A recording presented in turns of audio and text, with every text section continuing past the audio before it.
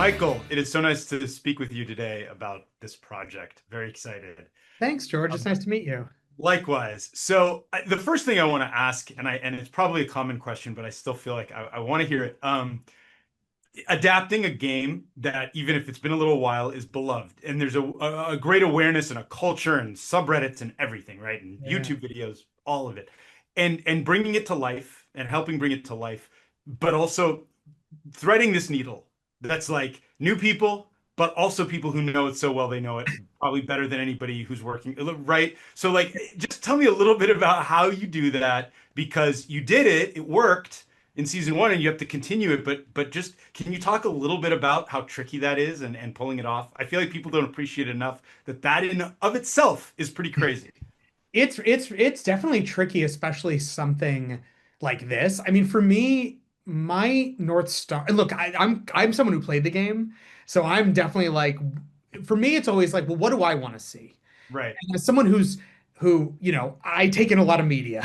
So I've seen a lot of the things that works and a lot of things that doesn't work. And for me, I'm always like, okay, I want to make sure the bones are there. What are the things that people are expecting? But I want to try to present it in a way that you might be surprised because that's how, look, we're adapting it. So there's always going to be some difference. So I want to try to give like, okay, like Axel's a good example. People want to see, like what I want to see is I want to see Axel in the wheels. I want to see that silhouette. And Yeah. and and that's what you expect.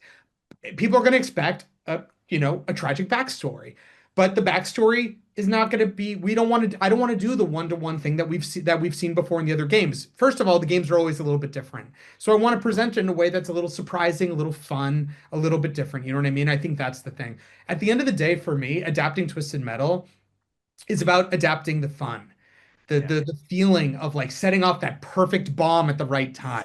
The feeling of setting off the special that takes out three people at once that you wish you could show your friends. The feeling of blowing up your best friend at the right time. That's the feeling I want to feel so that you have that great big smile throughout watching the show. That's That the big thing for me. That is fascinating to me because when you talk about creating that experience that a gamer has in the game, but for a viewer of a TV show, it's like trying to hit the same note with a different instrument, Yeah. right?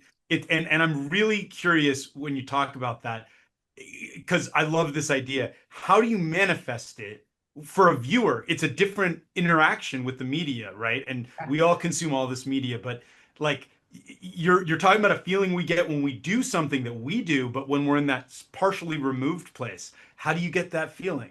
Like, can you explain a little bit? That's a fantastic question. Thank you. So when you're playing the game, obviously, yes, you're right. You're inputting things and you're feeling off you pulled off a cool move. So what are the things that it's honestly things to me it's the difference is like what are the coolest things that you can think of, right? To me it's like I just want to see cool stuff in the show. And I think the big thing I learned from season one going into season two is we need to lean into the things that feel twisted metal. We need to lean into what makes twisted metal twisted metal. And for me, it's things like Sweet Tooth lighting his hair on fire. That is the stuff that you can only see in our show. Yeah. So my big mandate to my writers this season were we need to lean into the twisted metal stuff. So like for instance, and this is a bit of a spoiler, but like, we have Grim. This isn't a spoiler, but Grim sucking up souls. Like that's Yeah. something we can only do in our show. Yeah. And like we leaned into more supernaturally elements with Calypso and things. Like there's a moment we have in one of our clips where he causes where there is a solar eclipse right when the tournament starts. Like Right. it's those kind of moments that are cool and fun and give you this like edge of your seat like cheering moment. Like it's those kind of feelings that I just want you to feel like, or when Grim catches a missile and like parries it out of the way. Like Yeah. that's the kind of stuff that I get excited about, that when we're in the writer's room I'm just like yes.